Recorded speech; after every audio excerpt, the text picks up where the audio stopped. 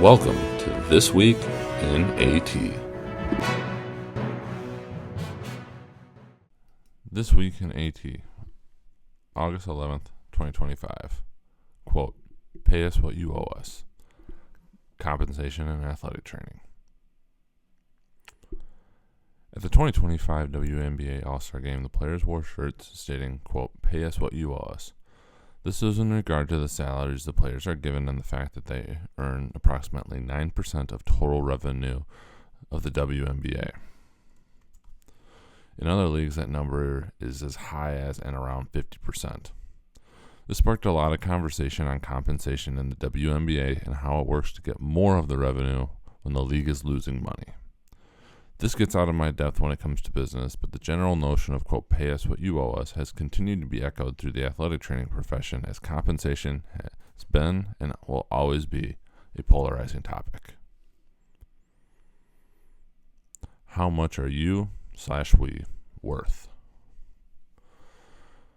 In the vast majority of jobs, athletic trainers are not revenue generating.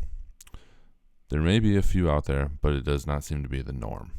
Even in clinical settings, athletic trainers can contribute to revenue generation, but often, with what we are able to provide and insurance reimbursement, we aren't the sole revenue generating portion.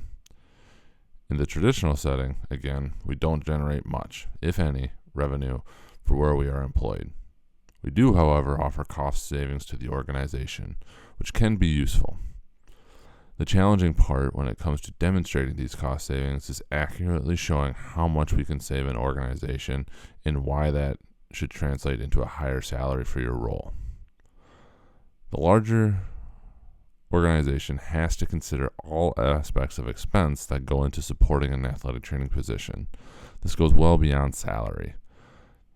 The cost of benefits, insurance, and retirement contributions adds anywhere from 20 to 40% of the salary to the cost. In my current role, I'm learning that these costs are only continuing to increase.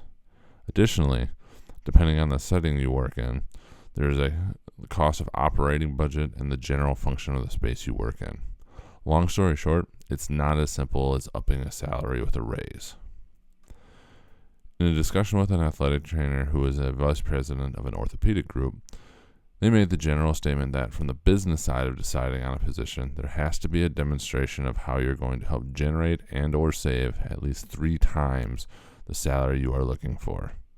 This number at least helps us set a standard of what we need to be looking for and the numbers we need to show. Be careful with reimbursement numbers. In the physician clinic setting, finding a way to contribute up to 3 times your desired salary often comes in the form of some reimbursable services that are ultimately billed to the provider. In some states, and with a variety of insurance plans, athletic trainers can bill and get reimbursed for services, but this is a work in progress. In the traditional setting, especially at smaller institutions where there isn't profit being generated by sports, revenue generation numbers are almost non-existent, and the focus shifts to cost savings. No doubt having athletic trainers embedded into the athletic department can save costs compared to bringing in other healthcare providers or having the department pay for services through insurance and or cash and having patients go to an outpatient clinic. Also consider the frequency of care is much higher for patients when athletic trainers are embedded in the department.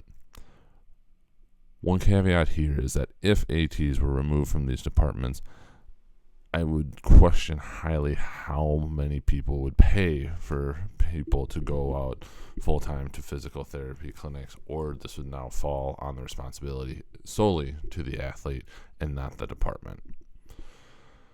There have been people who have tried to apply reimbursement rates for outpatient care to the model athletic training and to the numbers that they could have for documented treatments. While intuitively this could make sense to get a rough estimate of cost savings, the transfer doesn't always work. Without knowing the exact payer mix, in-network, out-of-network, and what will actually be reimbursed, the number is essentially as good as a random guess. Even if we were to take a percentage of the potential, quote, all collections, it would still be a wild guess. Additionally, most insurances focus on the return to normal activities, not the full return to sport. This limits the amount of billing in general, as well as how many times you could see a patient in a week and over the duration of an injury. While the thought is in the right place with trying to find a number to justify the savings, as a profession, we have to continue to come up with an option that is more accurate. Not so hot take. Compensation in athletic training has always been a big topic and will continue to be moving into the future. The profession is in an interesting place as we are a huge asset in many different settings. Where I believe we struggle is truly trying to demonstrate from a financial standpoint, having hard numbers to back that up. In the quote traditional setting, the way we practice, we can't look at reimbursement numbers and just automatically apply them. Even in the physician practice setting where the numbers in theory are easier, if there isn't a provider willing to see an increased throughput with the use of athletic trainers, it is hard to demonstrate increased value. I understand the sentiment of, quote, pay us what you owe us, and I'm not arguing the merits of it. But the merits of it alone are not going to get us there. I don't have all the answers, and I am not one to talk to or ask advice about negotiating, but if we are truly going to bring the profession forward, we need to demonstrate why that value exists and why we are worth the money. Within the profession, we need to take care of our own. From experience, we may not be in a position to increase the pay for our people despite our best efforts. What we can control is the amount of time they work and make that pay more valuable. We have to increase the value within ourselves to make physicians worth the money as much as we can, and not show those who do control the money that we tolerate anything less. This is specifically on us, and I challenge any manager, head AT, or director to make it better for those who work for you. Don't just make the statement, quote, pay us what you owe us. Find the ways to take the action to show them why. This Week in AT. Tune in next week to get the happenings in AT with This Week in AT.